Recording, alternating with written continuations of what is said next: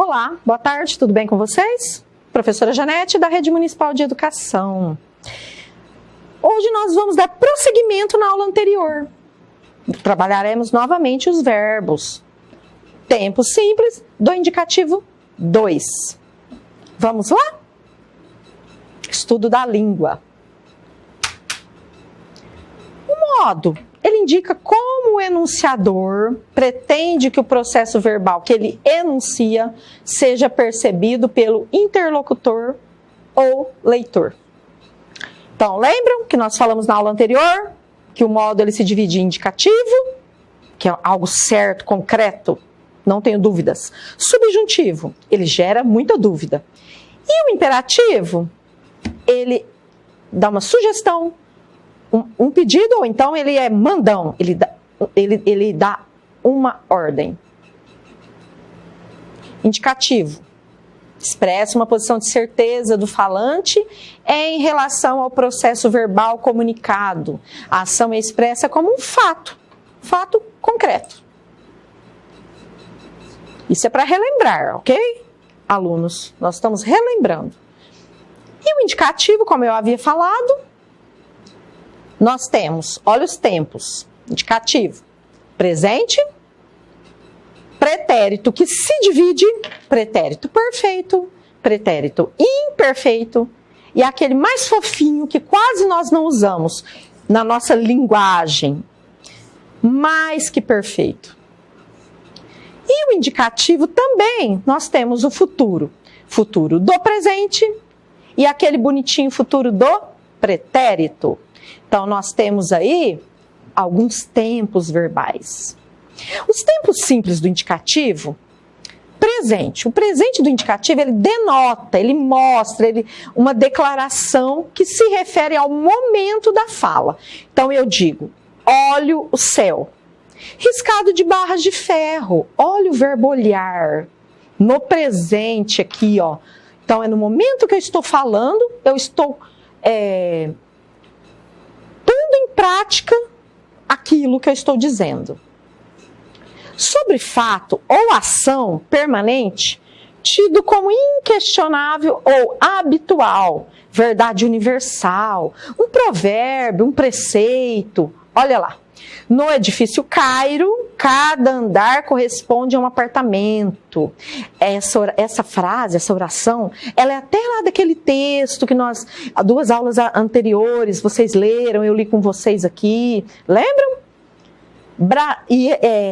Perdão. No edifício Cairo, cada andar corresponde. Olha o verbo corresponder. Ok? Um fato concreto aqui no presente. Brasília é a capital do Brasil. É uma verdade universal. Quem não se enfeita, por si se rejeita. Um provérbio, olha o verbo aí. Na oração anterior, Brasília é a capital do Brasil, nós temos o que é o verbo ser. E nessa de baixo, que é o provérbio, nós temos o verbo enfeitar e o verbo rejeitar. O exemplo é sempre mais eficaz do que o preceito. Olha novamente o verbo que é o verbo ser. Sobre fato próximo e certo, valor de futuro. Na próxima semana começam os jogos de inverno. Olha o verbo começar aí, mas nós já estamos com um olhar no futuro. Sobre fatos passados, narrados como se estivessem acontecendo no momento da fala, para adquirir vivacidade e realce, dar uma ênfase. Tempo conhecido como presente histórico. É algo que aconteceu, mas nós mostramos como se fosse hoje. Olha lá, no dia 17 de agosto de 87, morre Carlos Drummond de Andrade, um de nossos maiores poetas. Olha um presente histórico aí. Morre, verbo morrer. As formas verbais do presente, do tempo presente, prestem atenção, alunos, são empregadas em textos do gênero argumentativo. Então, quando nós produzimos aqueles textos dissertativos, argumentativos, nós fazemos usos desses verbos, como a dissertação, que eu acabei de falar, o artigo de opinião, um editorial, a resenha crítica, a carta de solicitação de algo ou de reclamação, a carta de leitor, entre outros tipos de gêneros textuais. Olha o pretérito, que antigamente nós falávamos muito em passado e depois a nomenclatura ela foi um pouco alterada. Nós falamos o pretérito, aquilo que já passou. O pretérito denota uma ação anterior ao momento da minha fala e ela subdivide-se em quantas? Vamos observar? Lembra que nós vimos? Pretérito perfeito. O pretérito perfeito ele indica ações concluídas no passado, dentro de um espaço de tempo, porém determinado. Olha lá, cortei a discussão e saí do bar. Tenho aí o verbo cortar e o verbo sair. Pronto, foi determinado o tempo. E o pretérito imperfeito? Também nós usamos bastante, assim como o perfeito. O imperfeito, ele denota fatos ou ações que estavam em andamento no passado, olha só, não sendo, portanto, apresentadas como concluídas. Então, ela não é concluída essa ação. Um guarda civil anotava o nome das pessoas. Olha o verbo anotar. Foi concluída a ação desse policial, desse guarda civil? Não foi concluído. E o imperfeito também indica a ação que ocorreu no passado, ao mesmo tempo, simultaneamente a outra. Olha só, percebi que o uísque influía demais nas opiniões. Olha o verbo influir. Também ele indica uma ação habitual no passado, que é um hábito. Aurélio cuidava com honestidade da administração da firma. Olha o verbo cuidar, um hábito de Aurélio. Também fatos concomitantes no passado em descrições que são feitas. Olha lá. Lá estava o Dibinho, olha a descrição. Lá estava o Dibinho, verbo estar.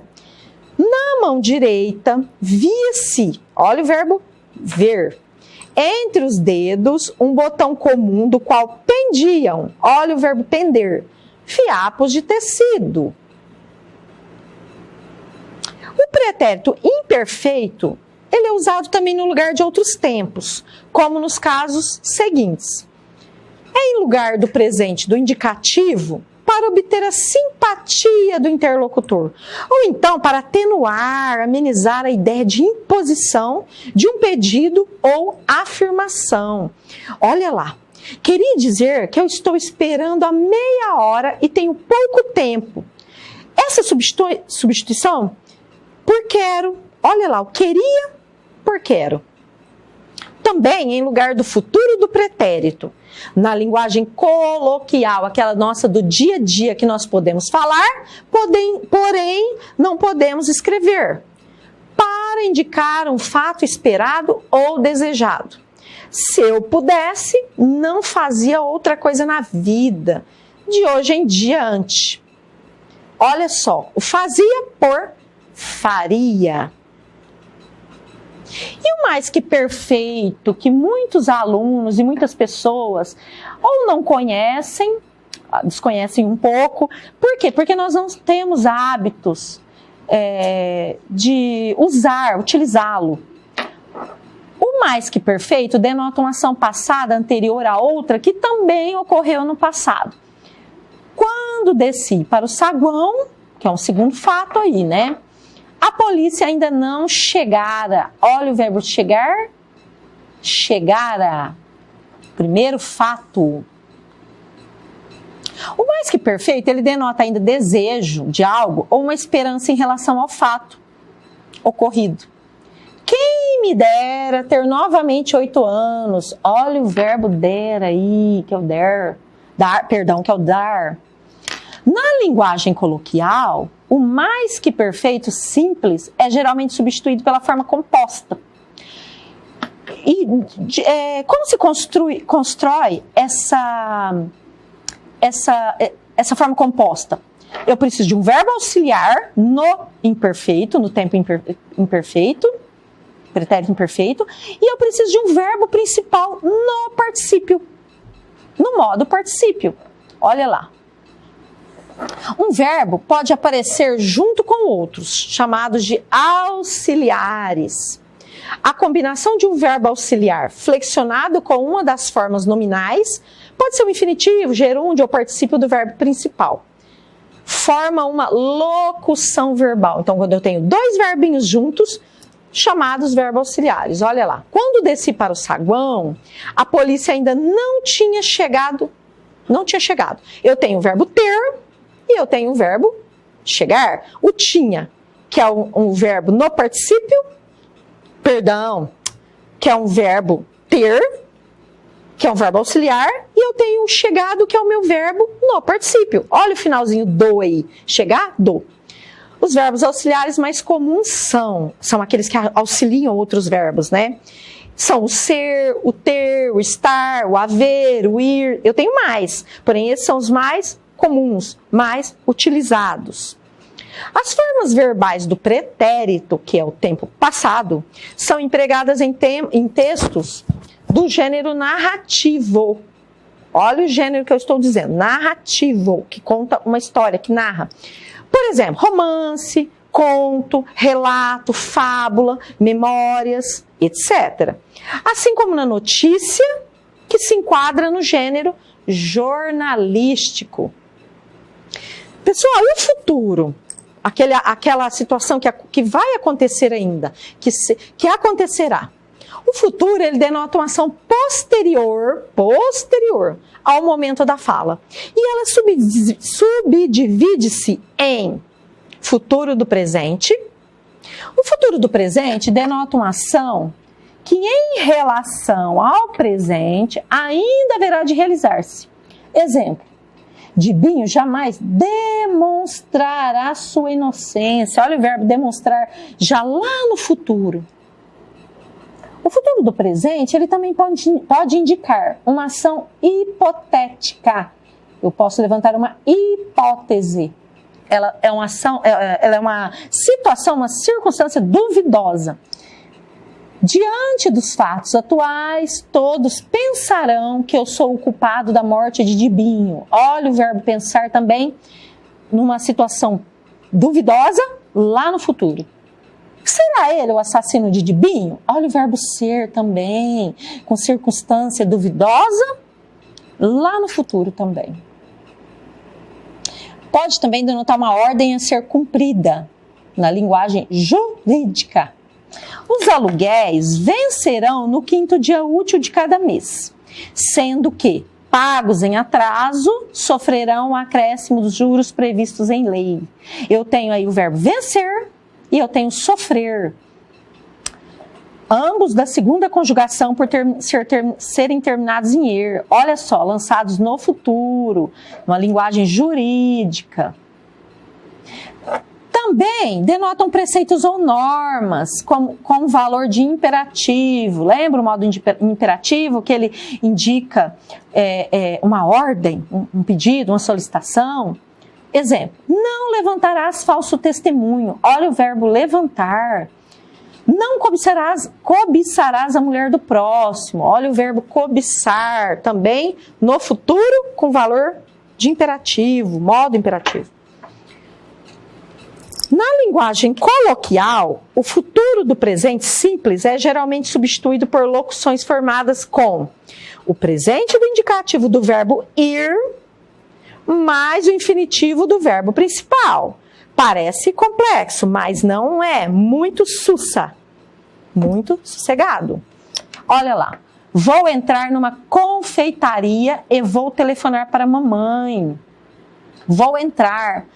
Olha o meu... Aqui eu tenho uma locução verbal, porque eu tenho dois verbos. Olha o verbo ir e eu tenho o infinitivo do verbo entrar. Primeira conjugação, olha o ar. E o telefonar, vou telefonar, verbo ir, mas também o infinitivo do verbo telefonar. Ninguém sabe quando o mundo vai acabar. Verbo ir, vai, no caso, e o acabar, que é o infinitivo. Pessoal, futuro do pretérito. O futuro do pretérito, ele denota uma ação futura em relação a uma ação situada no passado. Olha que estranho. Pensem bem, Dibinho tinha certeza de que jamais demonstraria sua inocência. Demonstraria, comeria, terminaria, faria, falaria, beberia, olharia. Esse tinha é o passado, ok? O futuro do pretérito indica ainda hipótese, dúvida em relação ao fato de que se fala. Exemplo, seria penoso conciliar o sono naquela situação. Olha o seria aí. Também denota uma ação cuja realização é improvável, ou seja, impossível, já que está sujeita a certa condição. Tem um condicional aí. Olha o se ali, ó. Lembram lá que nós vimos? No caso que nós vimos em orações subordinadas? Se os indícios não fossem todos contra mim, eu conseguiria justificar-me. Olha o verbo conseguir, conseguiria. Também na forma coloquial, assim como na linguagem jornalística, o futuro do pretérito é usado no lugar do imperativo ou do presente do indicativo para mostrar polidez. O que é polidez? Ser uma pessoa pólida, educada. Olha lá. Você me faria um favor? Olha aí a substituição. Faça-me favor. Usado também, olha lá, nessa circunstância. Pediria para me ouvirem com atenção. Substituído por peço, ok? Queridos, parece complicado. São muitas informações, mas vocês têm todo esse conteúdo no material didático de vocês. Deem uma boa olhada, uma boa lida. Reveja esse vídeo, essa videoaula, quantas vezes for necessário. Tirem a dúvida com o professor tutor de vocês. Tentem, pelo menos, fazer as atividades. Envie também para o professor tutor. Ok? Tenho certeza da capacidade de vocês. Confio plenamente. Ok? Fiquem com Deus. Até uma próxima videoaula. E foco e força aí. Um grande abraço.